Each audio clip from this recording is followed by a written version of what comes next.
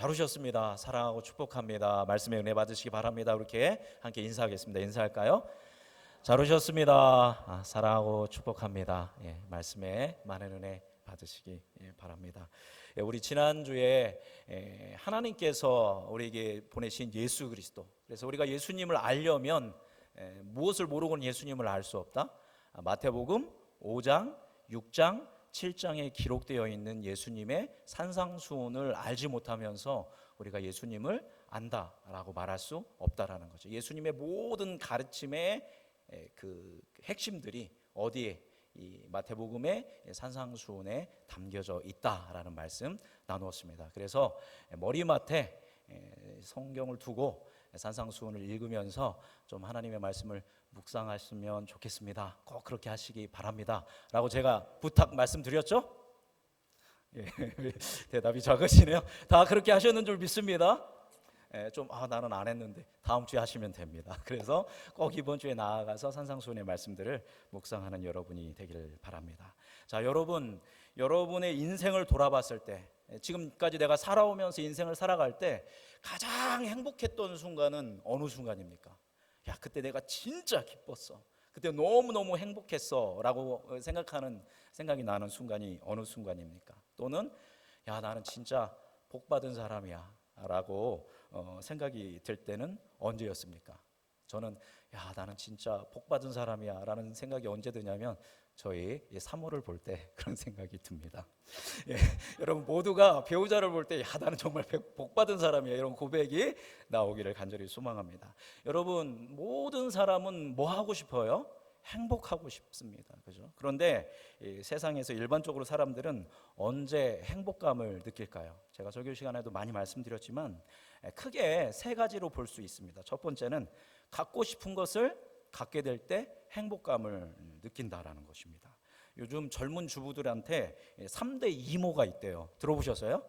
이제 어르신들 말고 요즘 젊은 주부들 30대 40대한테 3대 이모를 집에 모시고 산다라는 거예요. 그 3대 이모는 뭐냐면 빨래 건조기, 빨래하면 넣어놓으면 다 건조되는 빨래 건조기, 또 하나는 식기세척기입니다. 그러니까 설거지할 필요가 없죠. 그릇을 놓으면 다 식기세척하고, 마지막으로 로봇 청소기입니다. 로봇 청소기를 돌려놓으면 걔가 다 청소를 하는 것이죠.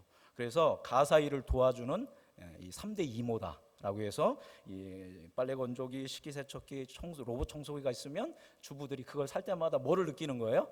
행복감을 느끼는 겁니다. 그것처럼 더 좋은 집을 가질 때, 또 더 좋은 차를 가질 때, 내가 갖고 싶은 가전제품을 갖게 될 때, 또 내가 사고 싶었던 제품, 뭐 명품이든 아니든 내가 저를 너무 갖고 싶다 했는데 그걸 갖게 됐을 때 우리는 뭐를 느껴요?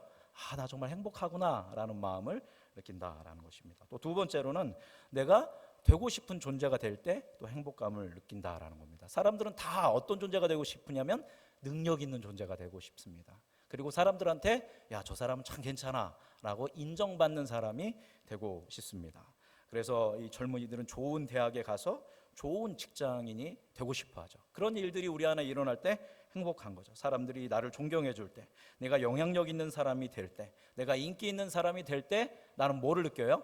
행복합니다. 나는 가치 있는 존재구나. 사람들이 나를 이렇게 인정해 주고 좋아해 주니까 나는 정말 가치 있는 존재야 라고 생각하면서 행복감을 느낀다라는 겁니다. 세 번째로는 하고 싶은 걸, 야, 이거 꼭 해보고 싶어 라는 것을 할 때 행복하다라는 것입니다. 요즘 어르신들은 보면 노년에 꼭 뭐를 하고 싶어 하냐면 여행 한번, 세계 여행이라든가 크루즈 여행이라든가 이런 거 한번 해봤으면 좋겠다, 이런 꿈도 있고, 또 어떤 분들은 뭐 스포츠, 취미생활 꼭 해보고 싶었던 것들이 있는데 그것을 할 때 또 뭐를 느끼냐면 나 정말 행복하다, 이거 꼭 하고 싶었는데 행복하다라고 느낀다라는 것입니다.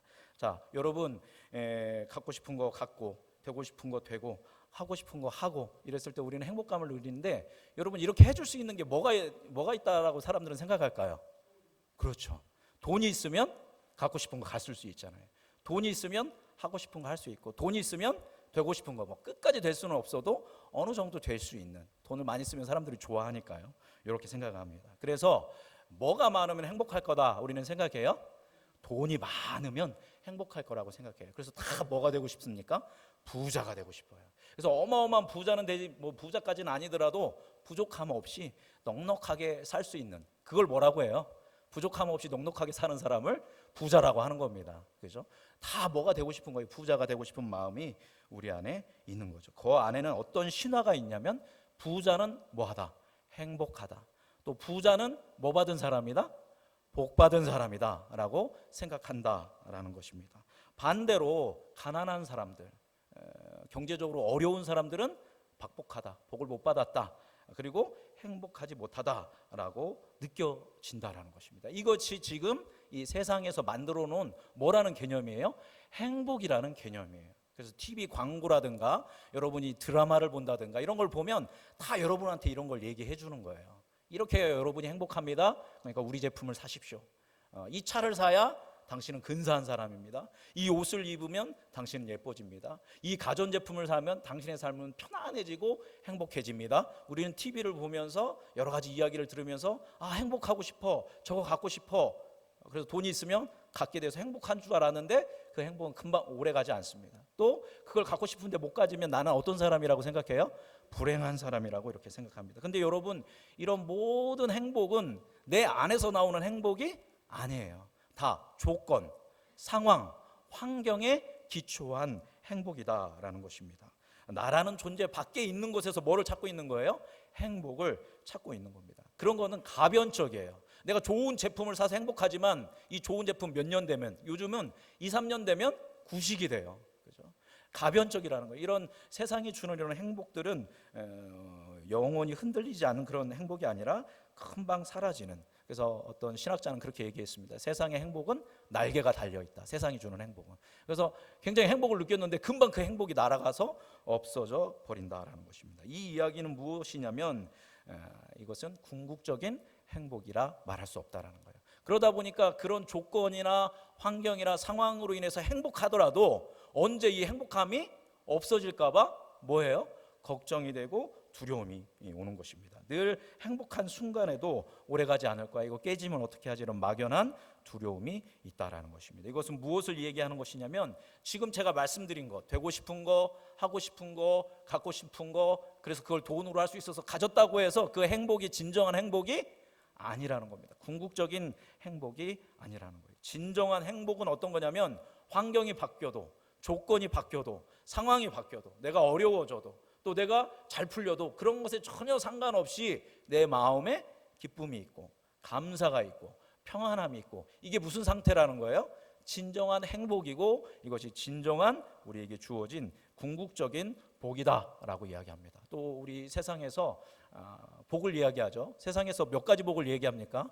요즘 젊은 세대들은 많이 얘기하지 않지만 어른들은 많이 얘기했죠. 몇 복? 5복에 대해서 이야기합니다. 여러 가지 이렇게 문서들을 보면 다 좀 차이가 있는데 대부분 5복은 뭘 얘기하냐면 오래 사는 거. 근데 오래 살더라도 어떻게 오래 살아야 돼요? 건강한 것. 그 다음에 건강하게 오래 살더라도 뭐가 있어야 돼요? 돈이 있어야죠. 그래서 부자가 되는 것. 그리고 나만 부자가 되는 게 아니라 그 다음에 누가 많은 것? 자손이 많은 것. 그리고 뭐가 튼튼해야 한다? 이가 튼튼해야 한다. 옛날 이야기니까. 그래서 장수, 부자, 건강, 자손, 치아, 이렇게 해서 이게 몇 가지 복이다? 5가지 복이다. 이것만 가지고 있으면 어느 정도 행복하게 살 수 있다라고 이야기합니다. 그래서 5복이라고 하죠. 그런데 우리 예수님께서는 5복을 뛰어넘는, 그죠? 무슨 복을 얘기했습니까? 8복을 이야기했습니다. 자, 화면 띄워주시겠습니까? 그 복이 있나니, 그 다음 화면. 자, 여기 보니까 예수님이 이야기하신 거예요. 복이 있나니, 복이 있나니, 복이 있나니, 복이 있나니, 복이 있나니, 복이 있나니, 복이 있나니, 복이 있나니. 그래서 들으니까 행복하지 않으십니까? 별로 감동이 없으신 것 같아요. 예수님이 여러분에게 말씀하시는 거예요. 얘들아, 너희들은 복이 있다, 복이 있다. 이걸 몇 번 얘기하시는 거예요? 8번 얘기하는 거예요. 너무 감사하죠. 세상은 5번인데 우리 예수님 몇 번 얘기하셨다? 8번 얘기했어요. 근데 어떤 사람이 복이 있냐라고 하는 그 앞에 얘기를 들으면 갑자기 우리가 심각해집니다. 체할 수가 있어요. 앞에 거, 어떤 사람이 복이 있대요? 심령이 가난한 사람, 찢어지게 가난한 사람이 복이 있대요. 또 어떤 사람? 애통하는 사람, 마음이 끊어질 정도로 슬퍼서 눈물을 흘린 사람이 복이 있고, 어떤 사람? 온유한 사람, 온유해서 다른 사람들한테 늘 지고 밀리는 사람들인 거죠. 또 의에 줄이고 목마른 사람, 이 상황이 너무 힘겹고 어렵고 이런 걸 보면서 도대체 세상은 어떻게 돌아가는 거야, 언제 정의가 이루어지고 언제가 공의가 이루어지고 언제 평등 세상이 되는 거야 라고 하면서 의에 줄이고 목마른 사람. 또 긍휼히 여기는 사람, 마음이 깨끗한 사람, 또 화평을 이루는 사람, 의를 위하여 뭐를 받는 사람? 박해를 받는 사람. 저런 사람들이 뭐가 있대요? 복이 있다라는 거예요. 물론 여기 보니까 온유한 사람, 뭐 화평하게 하는 사람, 뭐 마음이 청결한 사람은 뭐 어느 정도 이해가 되겠지만, 심령이 가난하고 애통하고 의에 줄이고 목마르고 박해를 받고, 이런 것은 우리가 생각하기에 세상에서는 뭐라고 얘기하지 않습니까?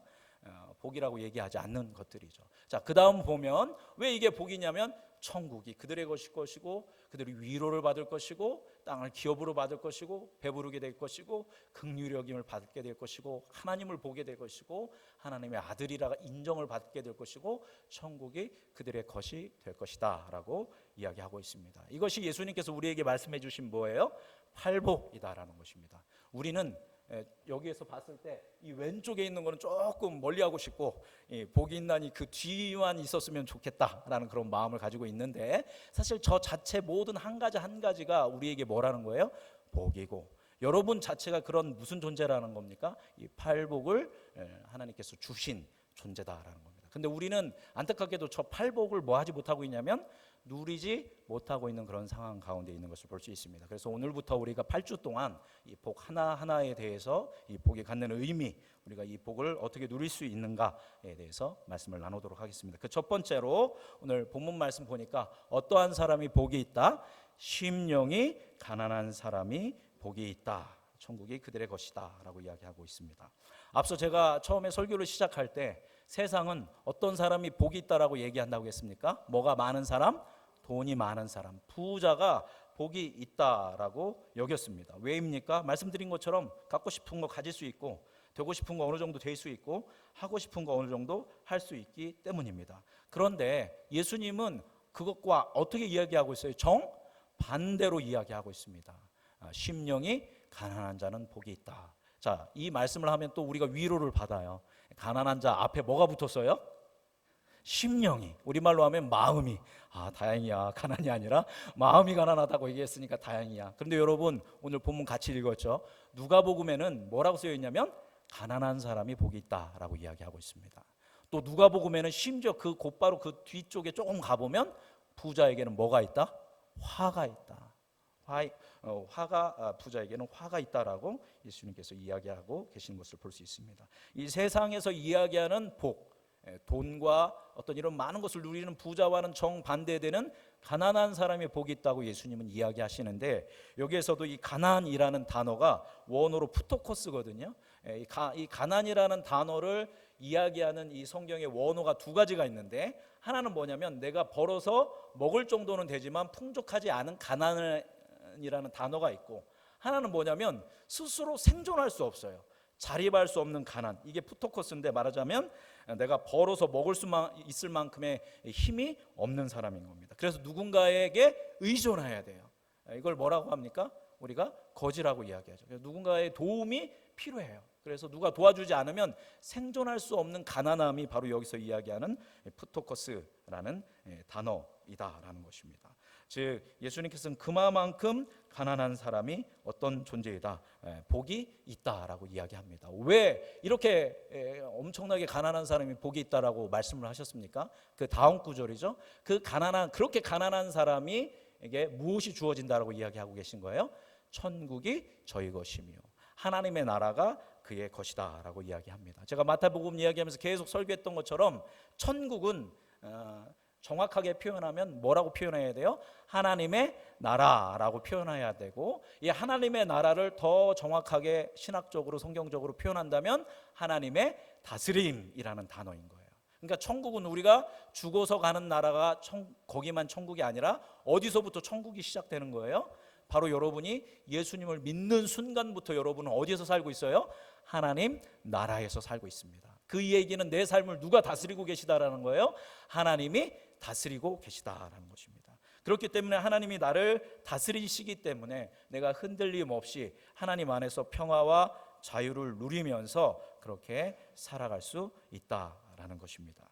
반대로 마음이 부요하고 굉장히 부자인 경우에는 뭐를 얻기가 어렵다라는 거예요? 그 천국을 누리기가 어렵다라는 거예요. 쉽게 얘기하면 예수님이 나를 다스리는 삶을 경험하기가 부유한 사람들은, 또 마음이 가득 차 있는 사람들은 누리기가 어렵다라는 것입니다. 여러분이 뭐 동의를 하실 수도 있고 동의를 하지 못하실 수도 있는데, 제가 동의하시도록 예수님 하셨던 말씀들 몇 가지를 한번 이야기해 보도록 하겠습니다. 먼저 부자들 얘기를 오늘 좀 많이 하려고 하는데, 첫 번째 부자는 마태복음 19장에 나와 있는 부자입니다. 이 사람은 청년이었고, 저번에도 제가 한번 말씀드렸었는데 젊음에도 불구하고 리더였습니다. 정치적인 역량도 있는 사람이었고 부자였고 말씀도 잘 지키는 사람이었어요. 그 사람이 예수님한테 와가지고, 예수님, 어떻게 해야 영생을 얻을 수 있습니까? 했더니 예수님이 뭐라고 하십니까? 살인하지 말아라, 간음하지 말아라, 도둑질하지 말아라, 거짓 증언하지 말아라, 네 부모를 공경하고 내 이웃을 내 몸과 같이 사랑하라 라고 이야기하십니다. 그랬더니 이 젊은 청년이, 부자 청년이, 제가 다 하고 있습니다 라고 얘기했더니 예수님이, 근데 딱 한 가지 부족한 거 있다. 뭐 하라고 하시죠? 네 재산을 다 팔아서 누구한테 나눠줘라? 가난한 사람들한테 다 나눠주고 너는 나를 뭐 해라? 따라라 라고 했더니, 성경에 보면 마태복음, 마가복음, 누가복음에 다 나와 있는데 그 사람이 어떤 상태로 갔대요? 얼굴에 근심이 가득한 상태로 가게 됩니다. 왜냐하면 이 사람은 뭐를 따라야겠다는 건 아는 거예요. 예수님을 따라가야겠다, 그게 진리다라는 것은 알겠지만 뭐는 포기 못하겠는 거예요? 내 재산은 포기를 못하겠는 거예요. 그래서 근심에 어린 얼굴로 떠났습니다. 그러면서 예수님이 말씀하셨습니다. 부자는 뭐 하기가 어렵다? 천국 가기가 어렵다라고 정확하게 예수님께서 19장 23절을 보면 부자는 천국에 들어가기가 어렵다라고 콕 집어서 이야기하셨습니다. 여러분, 이 가운데 부자 있으시면 긴장하시기 바랍니다. 계속 이야기가 됩니다. 누가복음 15장에 보면 또 부자 이야기가 나오는데, 이 한 청년은 아버지의 재산을 미리 물려받았어요. 말씀드려서 좀 재산을 주십시오 해가지고 굉장히 큰 재산을 물려받았는데, 그 재산을 가지고 어떻게 생활했을까요? 호랑방탕하게 생활을 했습니다. 그런데 때마침 그때 흉년이 들어서 이 사람이 궁핍하게 됩니다. 완전 가난하게 된 거죠. 푸토코스의 가난함에 이르게 되는 거죠. 그래서 누구한테 빌붙어 살게 되냐면 이방인한테 빌붙어 살게 됩니다. 그래서 거기서 붙여 사는데 이방인이 그 사람한테 뭐를 치라고 하냐면 돼지를 치라고 하죠. 여러분, 유대인들은 돼지를 부정한 짐승이라고 여깁니다. 그래서 가까이 터치도 안 하는데 그 돼지를 치는 일을 하게 만듭니다. 그런데 너무 배가 고파서 돼지가 먹는 쥐염 열매가 있는데 그걸 먹고 싶어도 그 쥐염 열매를 주는 사람이 있었다 없었다? 없었다라는 겁니다. 굉장히 부자였는데 무너지고 해서 완전 끝까지 이 푸토코스의 존재가 되어버린 겁니다. 그랬을 때 그 사람은 갑자기 정신이 번쩍 들었습니다. 그러면서 자신의 처지가, 지금 나의 상황이 어떤지를 알게 되고 나는 어떤 존재인지를 깨닫게 되는 거예요. 그러면서 야, 내가 여기서 굶어 죽게 되겠구나. 내 아버지 집에는 풍성하게 살고 있는 품꾼이 많은데 난 여기서 굶어 죽게 됐구나. 내가 누구에게 죄를 지었다? 하늘과 아버지께 죄를 지었구나. 그래서 아버지께 가서 내가 죄를 지었습니다. 저는 아들이라고 이제 그 말을 못 하겠습니다. 저를 그냥 뭐의 하나로 여겨 주십시오. 품꾼의 하나로 여겨 주십시오. 그래서 이렇게 부자였던 사람이 낮아지고 계속 낮아져서 이제 완전히 이 푸토코스의 존재가 됐을 때, 내가 이런 존재였구나 깨닫고 내가 죄를 지었구나 하고 이제 누구에게로 돌아가요?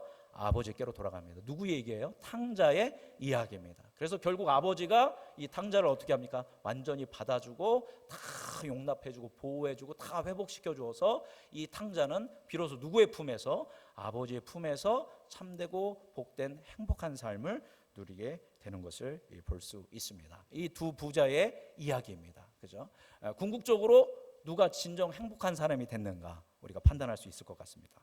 또 누가복음 16장에 보면 또 부자와 가난한 사람의 이야기가 나오고 있습니다. 한 부자가 있었는데 이 부자는 굉장히 넉넉한 사람이었기 때문에 당시에 자색 옷은 왕족만 입을 수 있는 옷이었습니다. 그만큼 비싼 옷이죠. 뭐 요즘 보면 명품 중에 명품 옷이죠. 그런 자색 옷, 고운 베옷을 입고 날마다 호화롭게 즐겼다 쓰여 있습니다. 그러니까 좋은 옷 입고 매일매일 호화롭게 잔치를 열면서 행복하게 살고 있었다라는 것입니다. 근데 그 집 앞에 누가 있었어요?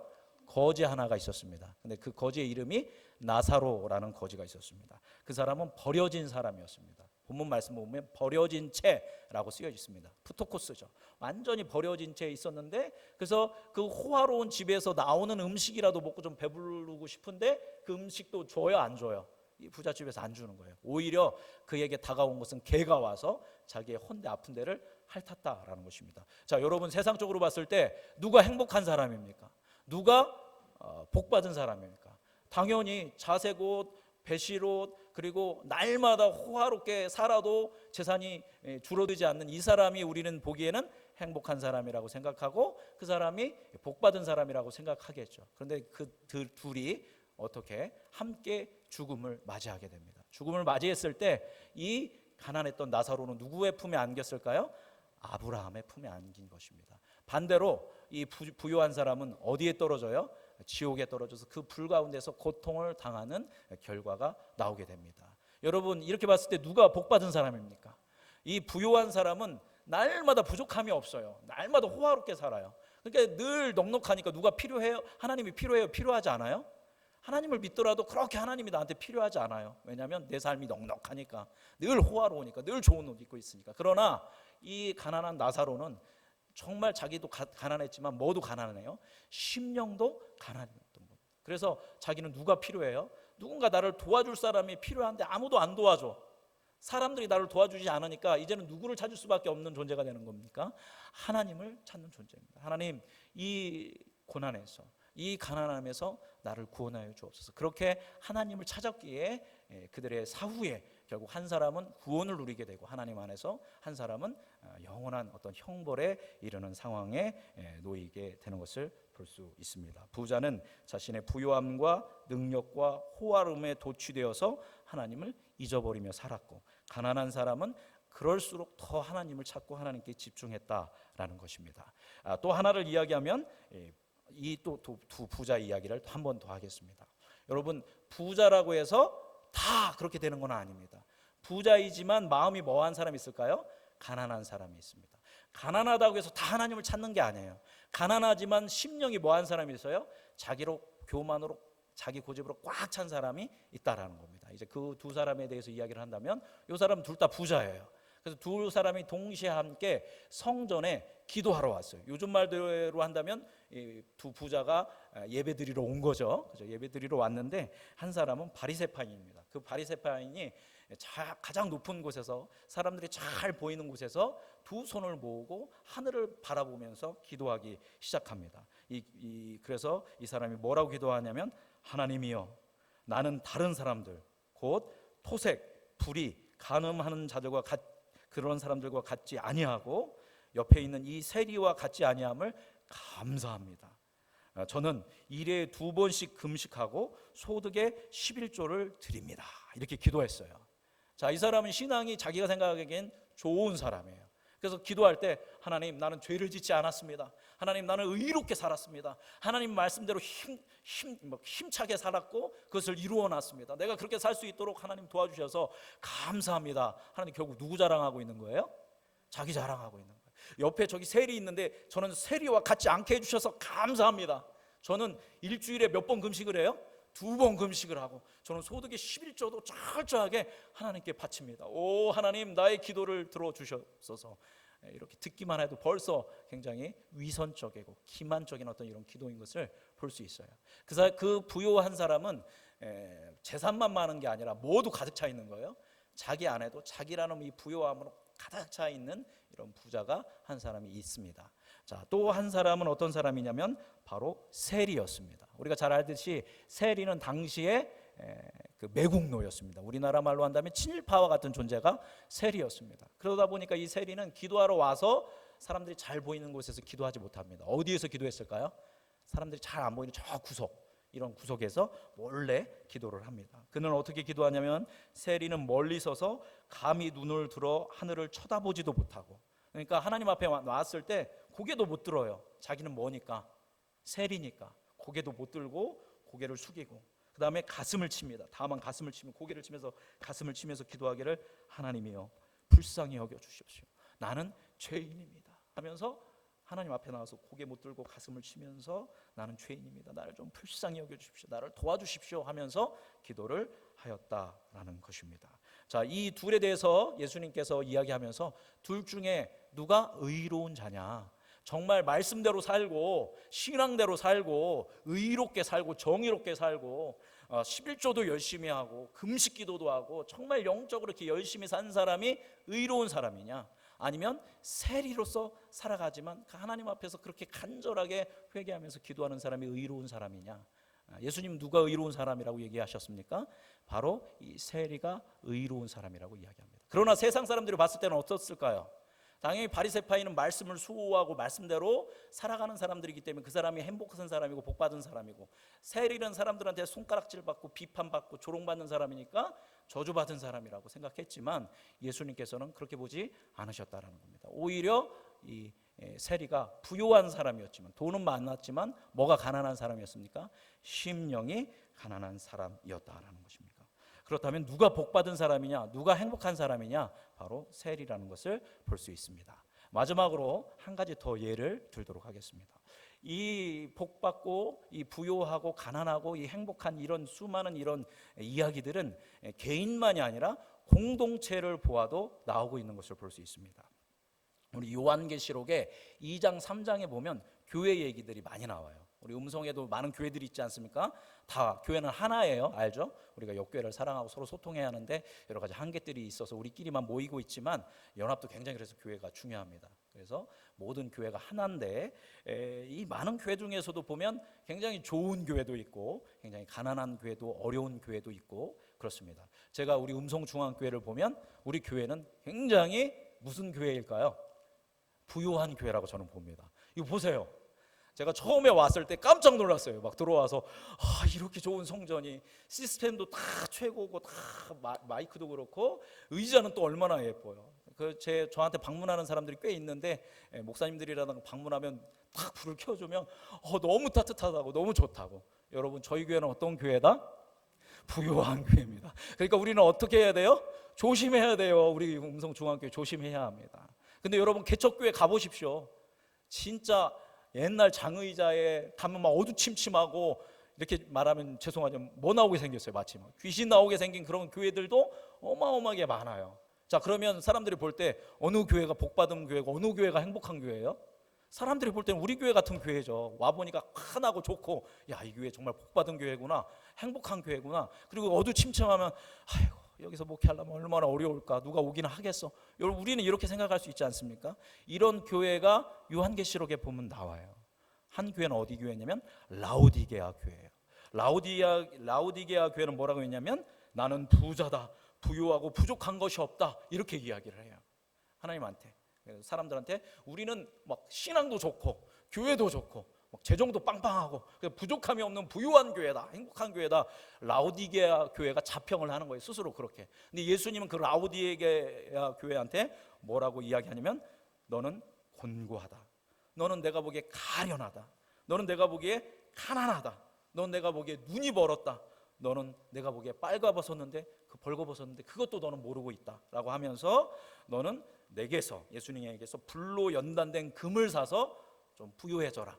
이제 고난을 통해서 이제 그 금이죠. 그 고난을 이제 금으로 비유한 거죠. 그리고 흰 옷을 사서, 예수 그리스도의 보혈을 의미하는 거죠. 그것을 사서 입어서 벌거벗은 수치를 보이지 않도록 해라. 그래서 제발 안약을 사서 좀 네 눈에 발라서 지금 제대로 못 보고 있는지 좀 보게 해라. 그리고 16절에 보면, 그 앞에 보면 내가 너를 봤을 때 뜨겁지도 않고 차갑지도 않아서 뭐 해버리고 싶다? 토해버리고 싶다. 그게 무슨 교회예요? 라오디게아 교회라는 거예요. 어떻게 보면 한국 교회에 좋은 영향력을 끼쳐야 할 교회들이 많은데, 대형 교회들이 많은데 너무너무 좋은 것들을 가지고 정말 이 한국 교회에서 좋지 못한 것들을 하는 교회들이 많죠. 그런 교회를 우리는 라오디게아 교회라고 할 수 있죠. 우리 교회가 차지도 뜨겁지도 않고 다 괜찮아, 이 정도면 얼마나 좋은 교회야, 이렇게 한다면 우리가 빨간 불을 켜야 한다는 것입니다. 반대로 가난한 교회가 있었는데 그 가난한 교회는 서모나 교회입니다. 서모나 교회는 예수님이 말씀하시기를 내가 네 환난과 궁핍을 알거니와, 이 정도로 이 사람들이 푸토코스의 가난함을 가지고 있었어요. 환난도 많았어요. 교회가 어려움도 많아요. 내면에서 싸우는 게 아니라 밖에서 박해를 하니까 너무 교회에 어려움도 많고 또 궁핍해요. 성도들이 다 가난해요. 너무 어려워요. 그것도 알지만 실상은 예수님이 보기에는 너는 어떤 자다? 부요한 자다라고 하면서 여러 가지 이야기를 하고 죽도록 충성하라. 그래야면 내가 생명의 관을 내게 주리라라고 이야기했습니다. 여러분, 가시적으로 겉으로 드러나는 걸 보면 모든 것을 갖추고 다 훌륭한 라오디게아 교회와 한쪽 교회는 환난과 가난함으로 가득 찬 서머나 교회와 어떤 교회가 부흥하는 교회가 어떤 교회가 좋은 교회라고 사람들은 생각합니까? 라오디게아 교회가 다 좋다라고 생각할 거예요. 대형 교회가 요즘 막 부흥하고 있고 잘 나가는 교회가 다 좋다라고만 생각할 수 있는데, 물론 모든 교회가 그런 건 아니지만요. 그러나 예수님이 봤을 때는 어떤 교회? 정말 힘겹고 어렵고 지치지만 무엇 하나 붙들고 복음 하나 붙들고 예수님 한 분 붙들고 하나님 한 분 붙들고 하나님의 나라를 위해서 애쓰고 힘쓰고 있는 그런 가난하고 힘겹고 어려운 교회들을 향해서 예수님께서는 복된 교회다, 그렇게 이야기하고 계신 것을 이 말씀을 통해서 우리가 볼 수 있습니다. 자, 그렇다면 이제 총 정리를 해본다면 부자들이 있습니다. 제가 오늘 이야기 중에서 많은 부자들의 이야기가 나왔습니다. 부자 청년도 있었고 매일 호화롭게 좋은 옷을 입으면서 잔치를 벌면서 산 부자도 있었고 정말 철저하게 복음 안에서 말씀 안에서 그 율법 안에서 사는 그 부자 바리새인, 기도하는 부자 바리새인도 있었고 부자 교회 라오디게아 교회도 있었습니다. 세상의 눈으로 보면 이들은 성공한 사람이었습니다. 부자였고 나름대로 신앙생활도 잘하는 사람들이었습니다. 누가 봐도 야, 저 사람은 괜찮은 사람이야, 저 사람은 행복한 사람이야, 저 사람은 복받은 사람이야 라고 평가받을 수 있는 그런 사람의 무리가 있습니다. 또 한 무리가 있었죠. 빈자들이 있습니다. 가난한 사람들이 있었습니다. 푸토커스, 스스로 생존하지 못할 정도로 가난한 사람들이 있었는데 탕자였죠. 그리고 거지 나사로, 그리고 마음이 가난했던 세리, 그리고 서머나 교회. 세상의 눈으로 보면 이들은 복 못 받은 사람이고 실패한 사람들 같습니다. 가난했고 멸시받는 직종 가운데 있었습니다. 누가 봐도 부족한 사람이고 행복과 복과는 거리가 먼 사람들이었습니다. 자, 그런데 오늘 제 얘기가 한 거 아니에요. 제가 제 얘기한 게 아니라 누가 하신 얘기한 거 다 말씀드린 겁니까? 다 이 모든 건 예수님이 하신 말씀들이에요. 예수님의 말씀을 들어보니까 우리의 눈과 예수님의 눈은 같다 다르다? 전혀 다르셨다라는 것입니다. 예수님의 눈은 세상의 눈과 전혀 달랐습니다. 진정 복받은 사람, 진정 행복한 사람들은 부자가 아니라 어떤 사람들이라고요? 가난한 사람들, 또는 심령이 가난한 사람들이 복받은 사람들이었다라고 이야기하고 있습니다. 여러분, 잘 사는 게 죄입니까? 돈 많은 게 죄입니까? 아닙니다. 어떻게 보면 억울할 수 있어요. 부유함 자체는 죄가 아닙니다. 어떻게 보면 하나님께서 여러분에게, 여기 지금 부유한 분들이 계시다면 여러분에게 주신 부유함은 그 부유함을 가지고 뭐 하라고?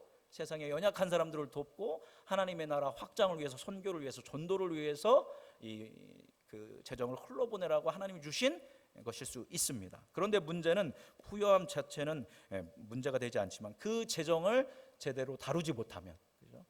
뭐가 돼요? 돈을 부리는 사람이 아니라 돈에게 끌려가는 노예, 수존노가 되는 어떤 그런 상황에 될 수 있다는 것입니다. 그렇게 자꾸 부유함에 집착하고 재정에 집착하고 또는 나의 영성, 또 나의 믿음, 또 나의 인격, 이런 나의 성품, 이렇게 좋은 사람이 되는 것에 이렇게 집중하다 보면 자꾸 시선이 누구에게로 맞춰져요?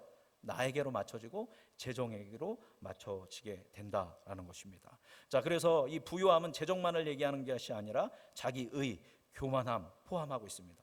그래서 혹시 여러분 앉아 계신 분 중에서 이런 분들이 있다면, 저도 마찬가지고 나는 그래도 괜찮은 사람이야, 나는 목사야, 나는 권사야, 집사야, 나는 모태신앙이야, 나는 선한 일도 많이 해, 기부도 했어, 나는 봉사활동도 해, 공부도 잘해, 나는 젠틀하고 인격적이야.